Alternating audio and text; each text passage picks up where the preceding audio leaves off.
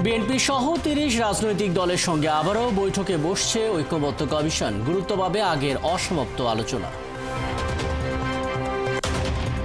না চাইতেই কর ছাড় পাচ্ছে দেশের মোবাইল অপারেটররা। এনবিআর এর বিরুদ্ধে বিশেষ সুবিধা দেওয়ার অভিযোগ। গাজীপুরের টঙ্গীর মাজার বস্তিতে যৌথ বাহিনীর অভিযান, মাদক ও নানা সরঞ্জাম সহ ২৪ জন কারবারি আটক। ইরানের রাষ্ট্রীয় টেলিভিশন ভবনে ইসরায়েলি হামলা, তেহরান ছেড়ে বাসিন্দাদের নিরাপদে সরে যেতে ডোনাল্ড ট্রাম্পের বিবৃতি।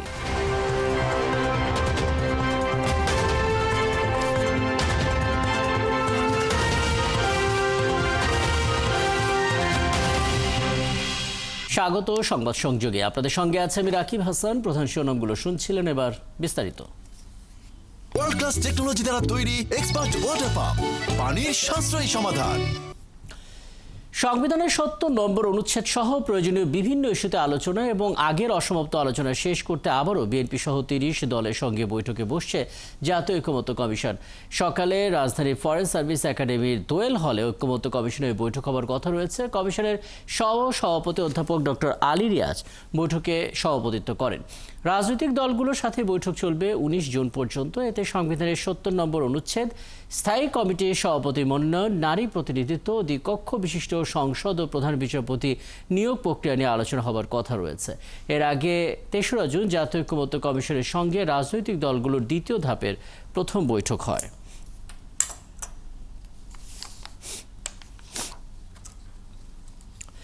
ঐক্যমত্য কমিশনের বৈঠকের খবর রাখছেন সহকর্মী মোহন ইসলাম, যুক্ত হচ্ছেন আমাদের সঙ্গে। মোহন, বৈঠকটা শুরু হয়েছে কিনা? প্রথম দিন বলা হচ্ছে বিএনপি সহ ৩০ দলের সঙ্গে বসা হবে। কয়েকটি দলের নাম একটু জেনে নিতে চাই, কাদের কাদের সঙ্গে বৈঠকে বসবে কমিশন, এজেন্ডাগুলো কি একটু জানাবেন? এবং যেহেতু ১৯ জুন পর্যন্ত আসলে বৈঠকটি চলবে এবং আজকে ১৭ তারিখ, তারপরে আজকের পরেও এই বৈঠকটি আরও বাড়বে কিনা ১৯ তারিখের আগ পর্যন্ত? মোহন।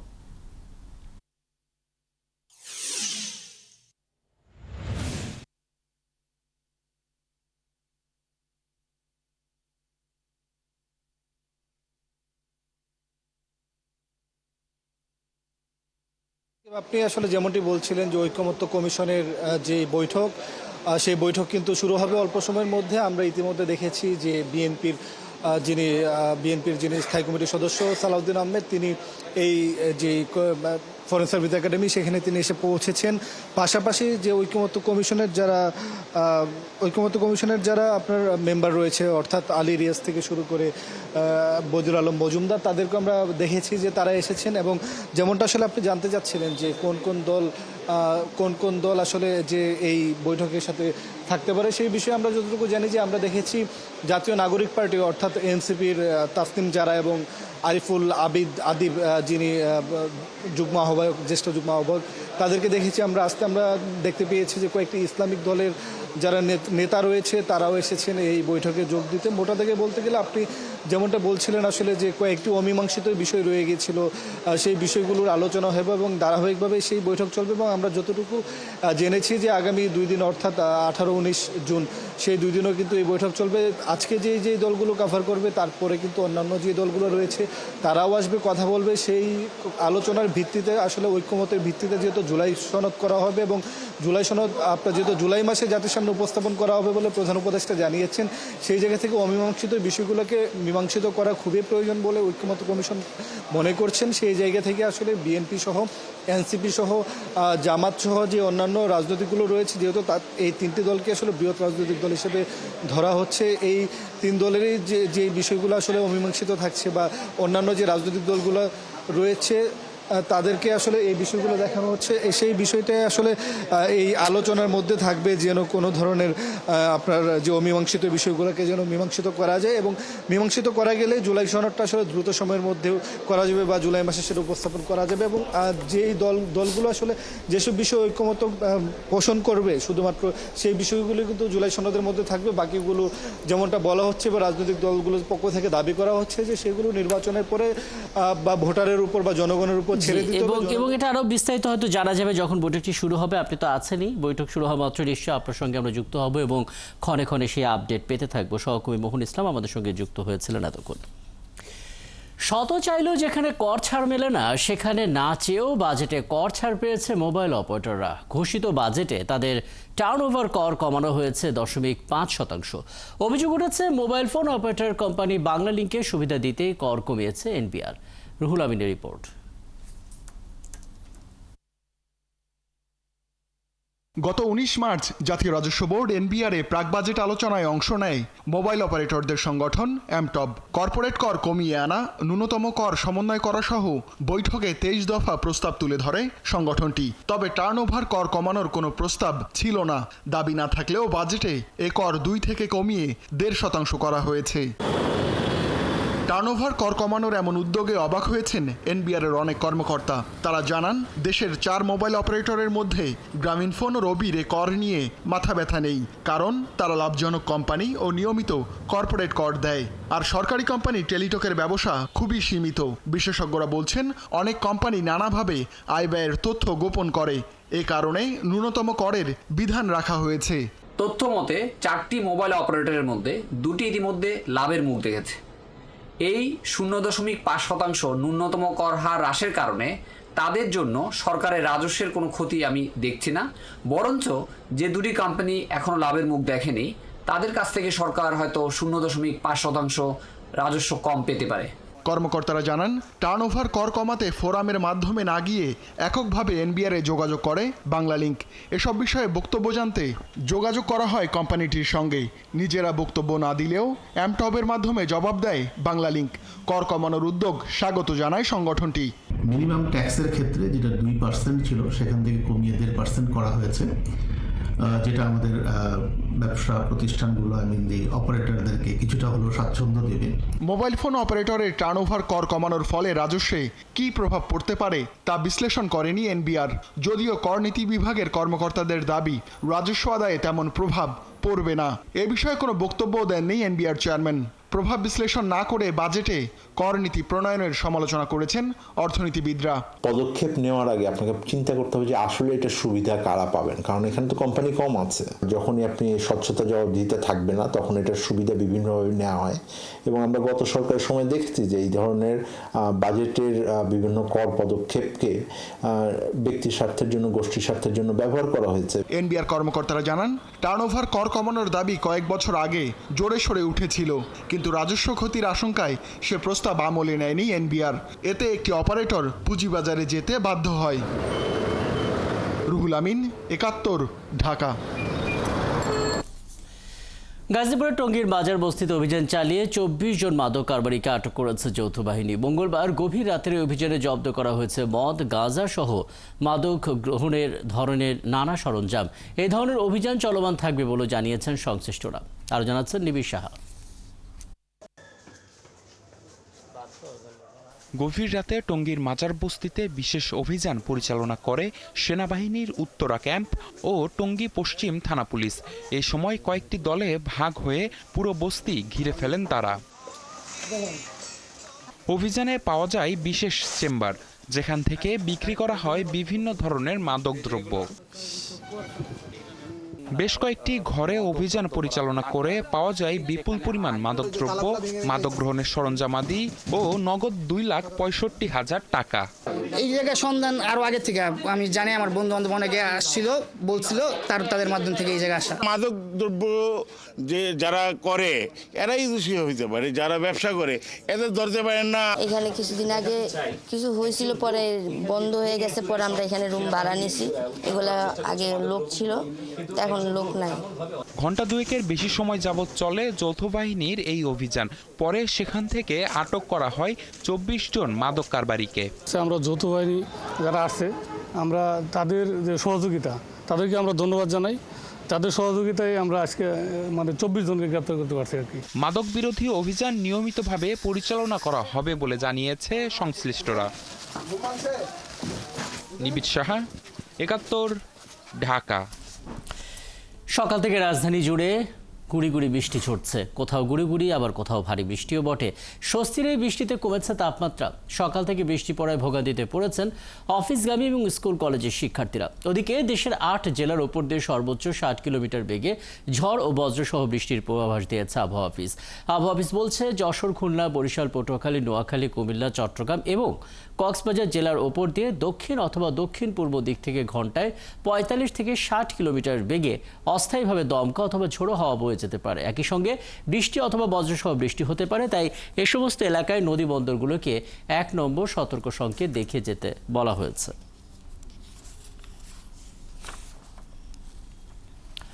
আবহাওয়ার আরও আপডেট পেতে চাই, আমাদের সঙ্গে যুক্ত হচ্ছে সহকর্মী সুমন তানভীর। সুমন তানভীর, ঝড় বৃষ্টি নিয়ে সবশেষ আবহাওয়া অফিসের আপডেটটা আমাদেরকে জানাবেন এবং এরকম বৈরী আবহাওয়া কতদিন থাকতে পারে, পরবর্তীতে আসলে আবহাওয়া অনুকূলে আসলে গরমটা আবার বাড়তে পারে কিনা?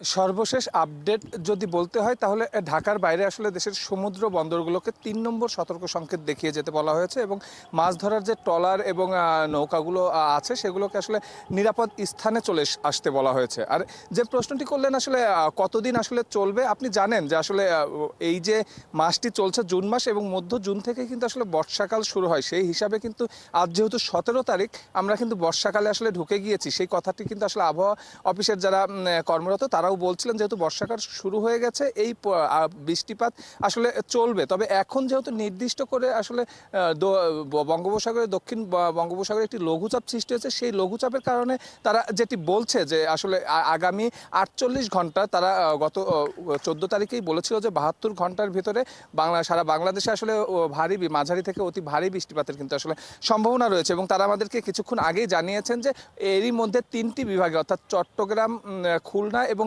বরিশাল বিভাগে সেই ভারী বৃষ্টিপাত সংঘটিত হয়েছে এবং আগামী 48 ঘন্টার মধ্যে ঢাকা সহ কিন্তু অন্যান্য যে জেলাগুলো আছে সেই জেলাগুলোতেও কিন্তু অতি ভারী বৃষ্টিপাতের কিন্তু সম্ভাবনার কথা তারা জানাচ্ছেন। এবং তারা সেই সঙ্গে এটিও বলছেন যে এই পরিস্থিতি কিন্তু আসলে খুব সহসাই আসলে যাবে না, অর্থাৎ আগামী 5 দিন, 4 থেকে 5 দিন এই পরিস্থিতি চলবে। অর্থাৎ বলা যায় যে প্রায় রবিবার পর্যন্ত আসলে শুধু রাজধানীবাসী না, সারা দেশবাসীকেই আসলে বৃষ্টির মধ্যে দিয়ে যেতে হবে। আমরা সকালে আসলে যারা অফিসগামী মানুষ ছিলেন তাদের সঙ্গে কথা বলছিলাম।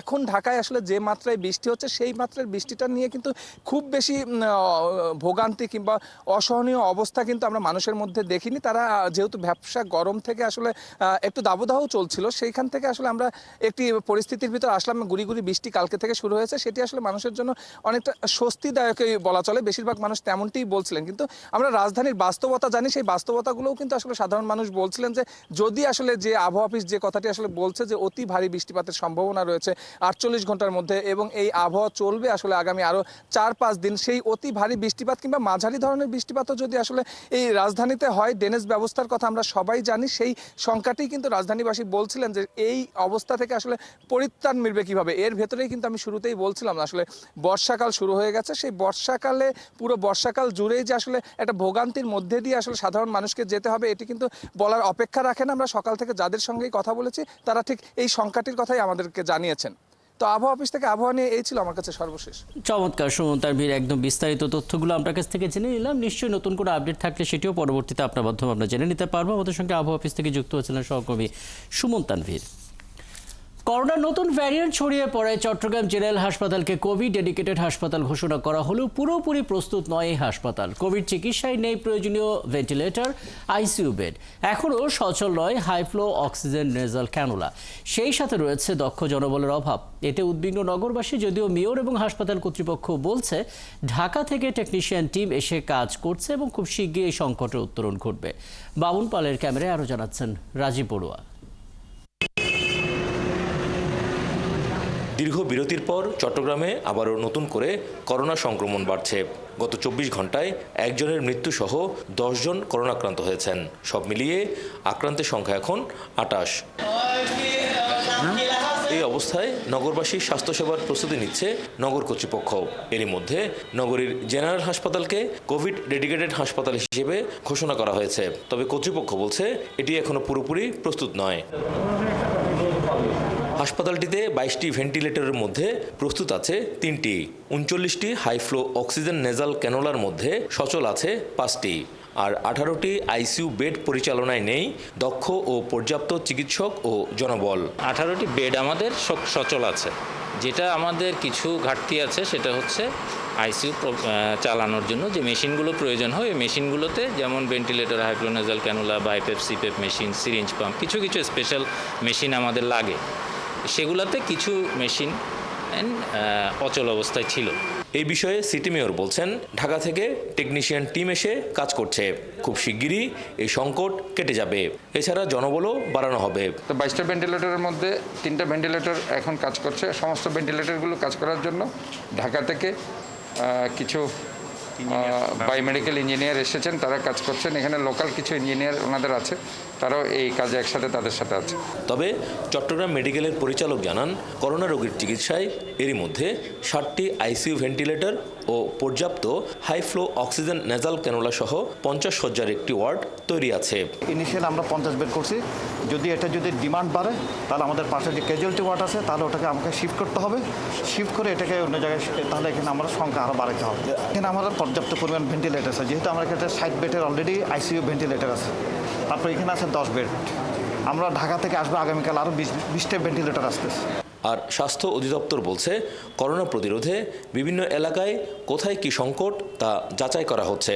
নতুন করে প্রকুরমেন্ট করতে গেলে একটু সময়ের বিষয়, সেই জন্য এবং DG health, ministry of health একসাথে আমরা কাজ করছি। এখন আমাদের প্রয়োজনীয় কোথায় কি আছে সেগুলো সিচুয়েশন অ্যানালাইসিস করে কোথায় কি দরকার আছে, কোথায় ফিল আপ করা যাবে সেগুলি করে আমরা ফিল আপ করার চেষ্টা করছি। করোনার নতুন ঢেউ ঠেকাতে স্বাস্থ্যসেবার সব প্রস্তুতি নিচ্ছে নগর কর্তৃপক্ষ। তবে জনসাধারণের সচেতনতা ছাড়া এই লড়াই সফল হবে না বলছে স্বাস্থ্য বিশেষজ্ঞরা। রাজীব বড়ুয়া, 71, চট্টগ্রাম।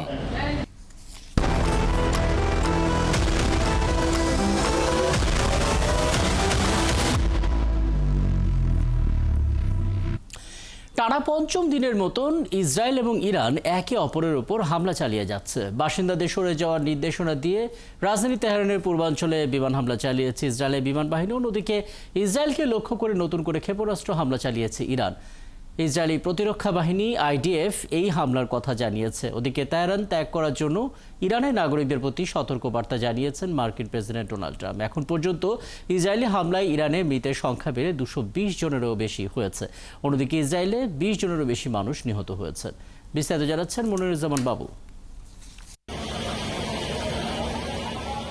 ইসরায়েল ও ইরান একে অপরের উপর হামলা পাল্টা হামলা চালিয়ে যাচ্ছে, নেই থামার কোনো লক্ষণ। সামরিক অবকাঠামো লক্ষ্য করে তেহরানে হামলার পরিকল্পনার কথা জানিয়ে নাগরিকদের সরিয়ে নেওয়ার সতর্কবার্তা জারি করে ইসরায়েলি বাহিনী। এরপরই সোশ্যাল মিডিয়ায় এক পোস্টে ট্রাম্প ইরানি নাগরিকদের অবিলম্বে তেহরান ছেড়ে অন্য কোথাও যাওয়ার জন্য সতর্ক করেন।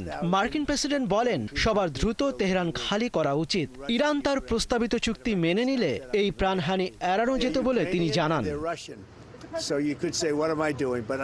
ট্রাম্পের এই পোস্টের কিছু পরই তেহরানের পূর্বাঞ্চলে বিমান হামলা চালায় ইসরায়েল। তবে ক্ষয়ক্ষতি সম্পর্কে এখনো কিছু জানা যায়নি। ইরানের সরকারি বার্তা সংস্থা IRNA জানিয়েছে, পরিস্থিতি স্বাভাবিক না হওয়া পর্যন্ত ইরানের আকাশসীমা বন্ধ থাকবে। এদিকে হোয়াইট হাউস জানিয়েছে, মধ্যপ্রাচ্যের পরিস্থিতির কারণে ট্রাম্প G7 শীর্ষ সম্মেলন থেকে একদিন আগে বেরিয়ে যান। হোয়াইট হাউসের প্রতিরক্ষা সচিব পিট হেগসেথ বলেছেন, মার্কিন যুক্তরাষ্ট্র ইরানে আক্রমণ করছে তা সত্য নয়।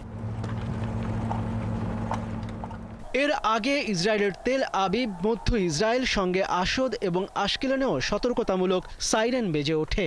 ইসরায়েলি সংবাদ মাধ্যম টাইমস অফ ইসরায়েল জানিয়েছে, ইরান কয়েক দফা ক্ষেপণাস্ত্র হামলা চালিয়েছে। পরবর্তী নির্দেশ না দেওয়া পর্যন্ত ওই এলাকার সবাইকে আশ্রয়কেন্দ্র অথবা বোমা শেল্টার কেন্দ্রে থাকার নির্দেশ দিয়েছে ইসরায়েলি প্রতিরক্ষা বাহিনী IDF। এদিকে ইরানের সর্বোচ্চ ধর্মীয় নেতা আয়াতুল্লাহ আলী খামেনিকে সরিয়ে দেওয়াই চলমান যুদ্ধের সবচেয়ে সহজ উপায় বলে মন্তব্য করেছেন ইসরায়েলের প্রধানমন্ত্রী বেনিয়ামিন নেতানিয়াহু। এর আগে ফ্রান্সের প্রেসিডেন্ট ইমানুয়েল ম্যাক্রো ইরান ও ইসরায়েলে বেসামরিক নাগরিকদের বিরুদ্ধে হামলা বন্ধের আহ্বান জানান। তিনি দাবি করেন যুক্তরাষ্ট্র একটি যুদ্ধবিরতি প্রস্তাব পেশ করেছে। মনিরুজ্জামান বাবু, ৭১।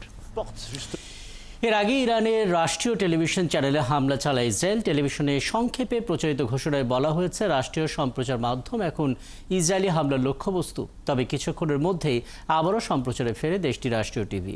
ইসরায়েল বিজয় অর্জনের পথে বলে দাবি করেছেন ইসরায়েলি প্রধানমন্ত্রী নেতানিয়াহু। অন্যদিকে তেল আবিব শহরের বাসিন্দাদের সরে যাওয়ার হুঁশিয়ারি দিয়েছে ইরান।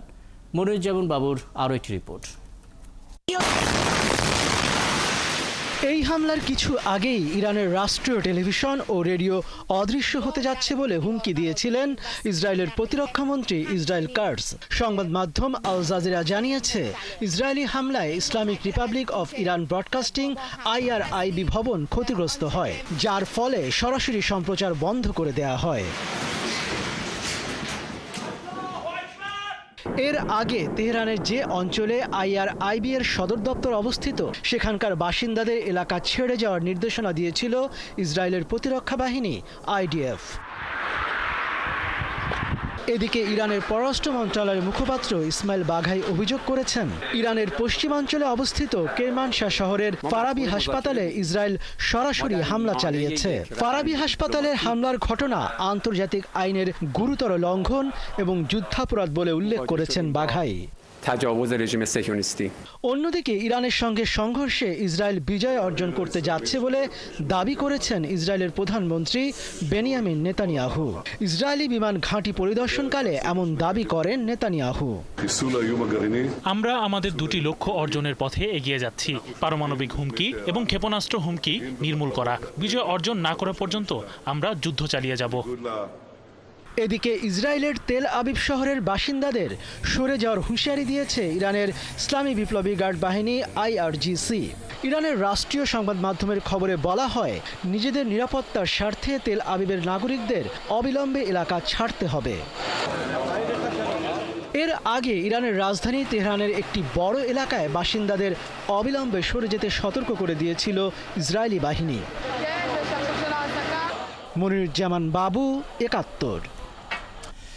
বিভিন্ন সময় বিদেশের মাটিতে টার্গেট করে চালানো বিভিন্ন হত্যাকাণ্ডে ইসরায়েলি সামরিক বাহিনীর নাম এসেছে। বিশেষ করে এসেছে তাদের গোয়েন্দা তৎপরতার কথা। ইসরায়েলের সাম্প্রতিক হামলার প্রথম দিনে ইরানে বেশ কয়েকজন শীর্ষ সামরিক কর্মকর্তা নিহত হন। তবে এই ধরনের হামলা এটি প্রথম নয়। এই প্রেক্ষাপটে প্রশ্ন উঠেছে ইসরায়েল কিভাবে তার শত্রুদের বিরুদ্ধে এত সফল অভিযান চালাতে পারে। ইসরায়েলি গোয়েন্দা নেটওয়ার্ক কিভাবে কাজ করে, তাদের কি ধরনের সক্ষমতা এবার রয়েছে, উত্তর খুঁজেছেন মনিরুজ্জামান বাবু।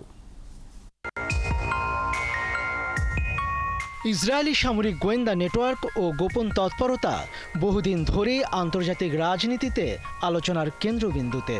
বিভিন্ন সময় বিদেশি ভূখণ্ডে পরিচালিত গুপ্ত হামলা, শীর্ষ নেতৃত্বের লক্ষ্যবস্তু হওয়া এবং পরমাণু বিজ্ঞানীদের রহস্যজনক মৃত্যু ধারণা করা হয় সবকিছুর পেছনেই রয়েছে ইসরায়েলের অত্যাধুনিক ও সংগঠিত গোয়েন্দা বাহিনীর ছায়া।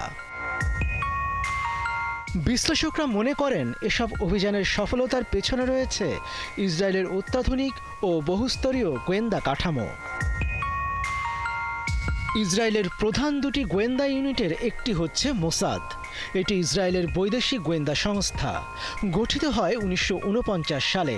এই সংস্থার মূল কাজ বিদেশে গুপ্তচর নিয়োগ, শত্রু রাষ্ট্রে বিশেষ অভিযান চালানো ও আন্তর্জাতিক পর্যায়ে ইসরায়েলের স্বার্থ রক্ষা করা। এরপরই নাম আসবে শাবাক বা শিনবেটের। এই সংস্থাটি দেশের অভ্যন্তরীণ নিরাপত্তা রক্ষা এবং গাজা ও পশ্চিম তীর থেকে আসা হুমকি প্রতিরোধে কাজ করে। শিনবেট নিজেকে অদৃশ্য ঢাল হিসেবে উল্লেখ করে।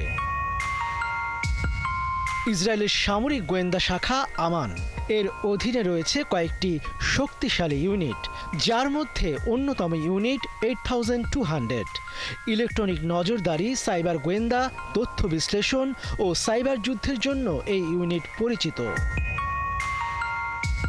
এছাড়া 9900 নামের আরেকটি ইউনিট রয়েছে স্যাটেলাইট, ড্রোন ও ভিডিও গোয়েন্দা তথ্য সংগ্রহের দায়িত্বে।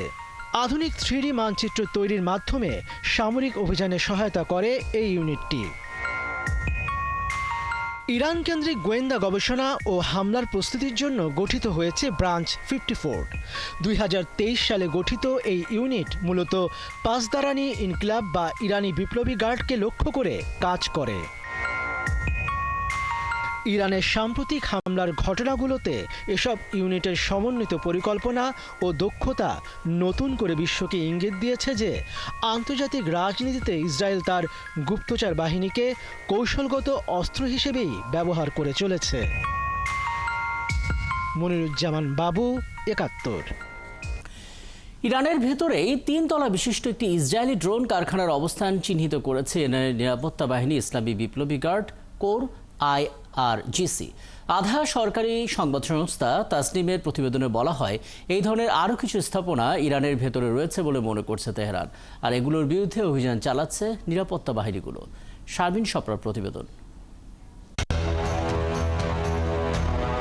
3 তলা এই ড্রোন কারখানাটি ইসরায়েলের, কিন্তু এর অবস্থান ইরানের ভেতরে। ভাবা যায়?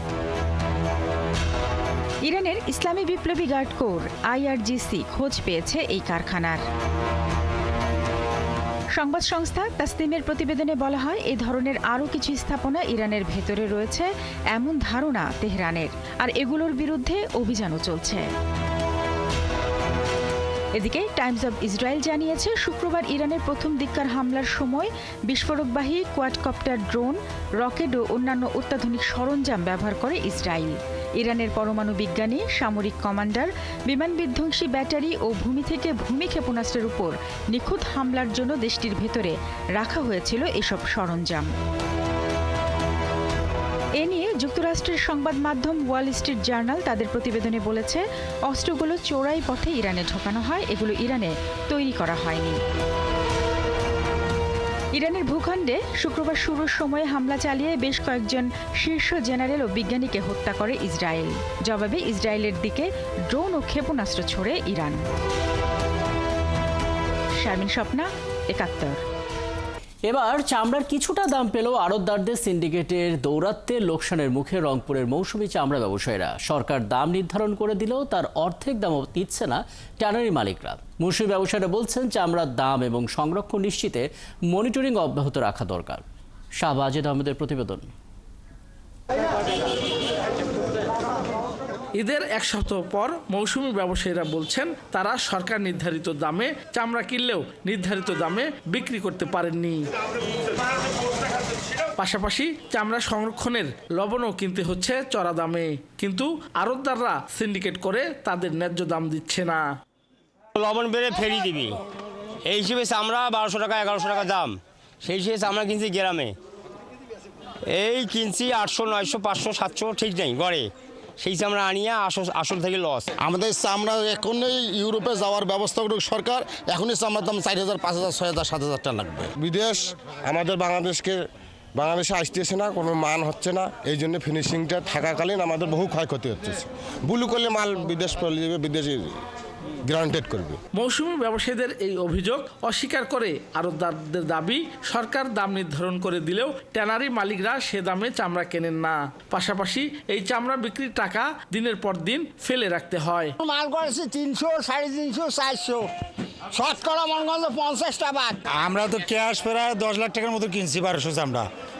এখন যেভাবে বাজার চলতেছে সেই অনুসারে তো আমার প্রায় 4 লাখ থেকে 5 লাখ টাকা আমরা লুজার হয়ে যাবো। চামড়া কেনার পরে লবণজাত করে চামড়া তো রক্ষা করছি আমরা। এখন হাটে আসিয়া মনে করেন দেখতেছি চামড়া আমাদের দাম করতেছে 700 টাকা 750 টাকা। আড়তদাররা আরও জানান আমাদের দেশ থেকে কাঁচা চামড়া চীন ও ভারতের কাছে বিক্রি করে ট্যানারি মালিকরা, কিন্তু যদি চামড়া প্রক্রিয়াজাত করে ইউরোপের মার্কেটে নেওয়া যেত তাহলে সবাই ভালো দাম পেত। চামড়া শিল্পকে বাঁচাতে গেলে ওয়েট ব্লু চালু করতে হবে, ব্লু ছাড়া চামড়া শিল্পকে বাঁচানো সম্ভব না। ইউরোপে যেন রপ্তানি করার একটা সিদ্ধান্ত গ্রহণ করেন এবং এই রপ্তানিটা যেন করার বন্দোবস্ত করেন, তাহলে আমি মনে করি বাংলাদেশ অর্থনৈতিকভাবে বৈদেশিক মুদ্রা অর্জনে সক্ষম হবে ভালোভাবে। আর এ নিয়ে বিসিকের কর্মকর্তারা জানান, অতিরিক্ত লাভের আশায় দাম নিয়ে সংকট সৃষ্টি করছে মধ্যস্বত্বভোগীরা। ট্যানারি শিল্পটাও কিন্তু আমাদের বিসিকের, আমরা কিন্তু সেখানে এই যে চামড়াগুলো সারা বাংলাদেশের চামড়াগুলো সেখানে যে কিন্তু সংরক্ষণ হবে এবং ওখানে থাকবে 2-3 মাস পর্যন্ত, থাকার পরে এটা কিন্তু দেশের বাইরে রপ্তানি হবে। এখন এই মাঝপথে কেনা বেচা হয়তো বেশি মুনাফার জন্য হয়তো এই কাজটি করা হয়। সরকার চামড়ার দাম নির্ধারণ করে দিলেও এবার রংপুরের প্রতি পিস গরুর চামড়া বিক্রি হচ্ছে 100 থেকে 500 টাকায়, ছাগলের চামড়া বিক্রি হয় 5 থেকে 10 টাকায়। সরকার নির্ধারিত পশুর চামড়ার দাম, গরুর চামড়া ঢাকার ভেতর 1350 টাকা, গরুর চামড়া ঢাকার বাইরে 1150 টাকা, খাসির চামড়া প্রতি বর্গফুট 22 থেকে 27 টাকা, ছাগলের চামড়া প্রতি বর্গফুট 20 থেকে 22 টাকা। শাহ বাইজিদ আহমেদ, 71, রংপুর। ভোলা খালটি একসময় 60 থেকে 65 ফুট প্রশস্তে থাকলেও এখন সেটি মৃতপ্রায়। পৌরবাসীর অভিযোগ, উন্নয়নের নামে গেল 16 বছরে খালটিকে রীতিমতো ড্রেনে পরিণত করেছে ভোলা পৌরসভা। এমনকি পৌর কর্তৃপক্ষ নিজেরাই খালের উপর শতাধিক দোকান নির্মাণ করে ভাড়া দিচ্ছেন, যে কারণে বাজারে আগুন লাগলেও খালের পানি থেকে বঞ্চিত হয় ব্যবসায়ীরা। তাই দ্রুত এই খালটি পুনরুদ্ধারের পদক্ষেপ নেওয়ার দাবি জানান তারা।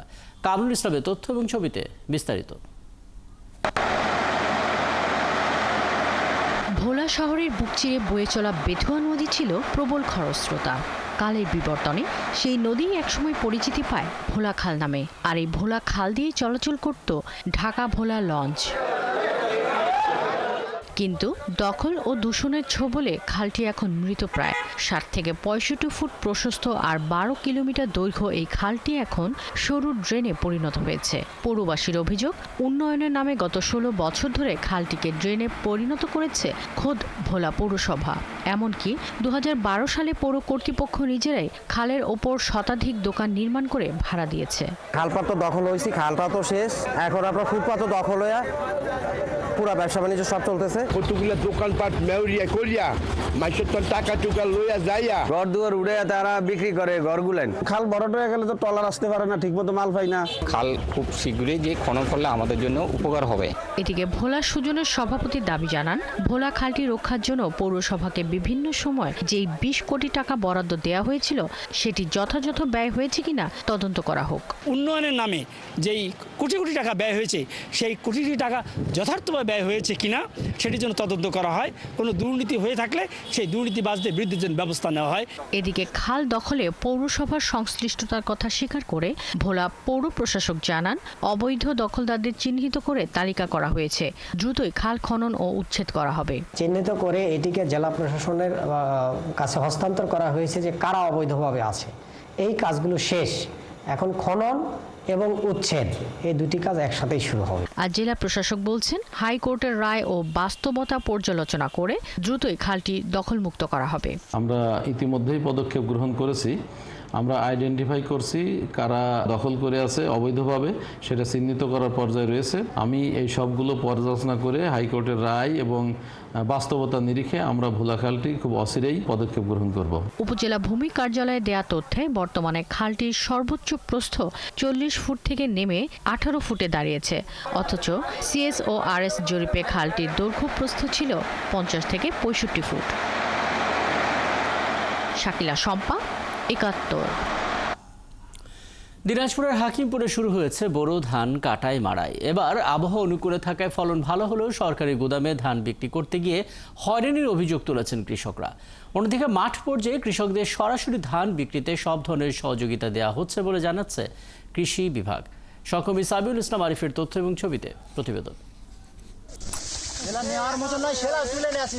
দিনাজপুরের হাকিমপুর বিস্তীর্ণ মাঠ জুড়ে পাকা ধান, মাঠে মাঠে চলছে বড় মৌসুমের ধান কাটা ও মাড়াইয়ের ব্যস্ততা। এবার আবহাওয়া অনুকূলে থাকায় ফলনও ভালো। প্রতি বিঘায় ধানের ফলন হয়েছে 22 থেকে 25 মণ। 19 মে থেকে শুরু হয়েছে সরকারিভাবে ধান চাল সংগ্রহ কার্যক্রম, চলবে 31 আগস্ট পর্যন্ত।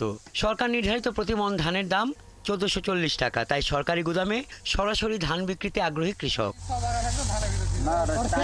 কৃষকদের অভিযোগ, বিগত বছরগুলোতে গুদামে ধান দিতে পারেননি। সরকারি গুদামে সরাসরি ধান বিক্রি করতে হয়রানির শিকার হতে হয়েছে। এবারও একই হয়রানির অভিযোগ তাদের। বাধ্য হয়ে খোলা বাজারে সরকার নির্ধারিত দামের চেয়ে কম দামে বিক্রি করতে হচ্ছে তাদের।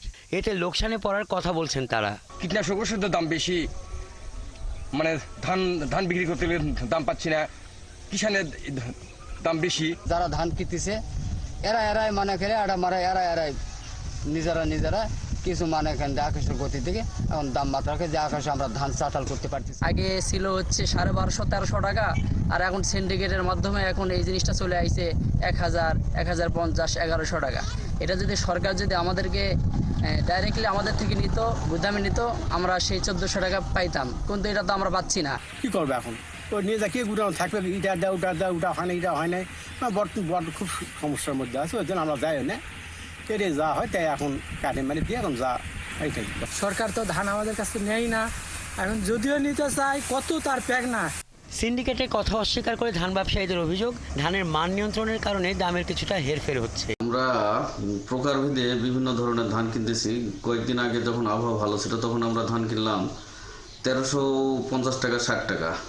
হঠাৎ করে গত 3 দিন থেকে আবহাওয়া খারাপের জন্য আমরা প্রকারভেদে বিভিন্ন প্রকার ধান, সর্বোচ্চ ধান কিনতেছি আমরা 1220, 30, 50 টাকার মধ্যে। যদিও কৃষি বিভাগ বলছে কৃষি প্রণোদনার পাশাপাশি মাঠ থেকে ফসল তোলা ও সরাসরি সরকারি গুদামে চাল বিক্রিতে কৃষককে সব ধরনের সহযোগিতা দেওয়া হচ্ছে। চলতি বড় মৌসুমে 7623 হেক্টর জমিতে বড় আবাদের লক্ষ্যমাত্রা নির্ধারণ করা হয়েছিল, কিন্তু আমরা আমাদের অর্জন করতে পেরেছি 7624 হেক্টর জমিতে। তো আমাদের এখন আসলে ধান কর্তন শুরু হয়ে গেছে হাকিমপুর উপজেলায়। আমাদের আজকে পর্যন্ত প্রায় 1145 হেক্টর জমির ধান কর্তন হয়েছে। 3টি ইউনিয়ন আর 1টি পৌরসভা নিয়ে গঠিত হাকিমপুর উপজেলায় চলতি মৌসুমে ইরি বোরো আবাদের লক্ষ্যমাত্রা ধরা হয় 7624 হেক্টর জমিতে। চলতি বড় মৌসুমে এই উপজেলায় 548 মেট্রিক টন বোরো ধান, 409 মেট্রিক টন সিদ্ধ চাল সংগ্রহ করবে সরকার। হাসান আহমেদ, 71। দর্শক, সংবাদ সংযোগের শুরুতে জানাচ্ছিলাম 30 দলের সঙ্গে বিএনপি সহ 30 দলের সঙ্গে বৈঠকে বসেছে জাতীয় ঐক্যমত্য কমিশন, এবং সেখানে কথা বলছেন ঐক্যমত্য কমিশনের সহসভাপতি ডক্টর আলী রিয়াজ। আমরা সরাসরি চলে যাচ্ছি সেখানে। আমরা চেষ্টা করছি যে নির্দিষ্ট বিষয়ে প্রতিদিন, আগামী কয়েকদিনের নির্দিষ্ট বিষয়ে আপনাদের জানানো হয়েছে, কিন্তু যেটা গুরুত্বপূর্ণ সেটা হচ্ছে যে আমরা চেষ্টা করব, কিন্তু এটা কোনো মানে আমরা যে সবগুলো সব প্রতিদিনই শেষ করতে পারবো এরকম কোনো নিশ্চয়তা নেই, কারণ আমরা চাই আলোচনা করে ওই এক জায়গায় আসার জন্য। তো এই বিবেচনার থেকেই আমরা আজকে এই দ্বিতীয় পর্বের দ্বিতীয় দিন আগামী 3 দিন অবস্থার আলোচনা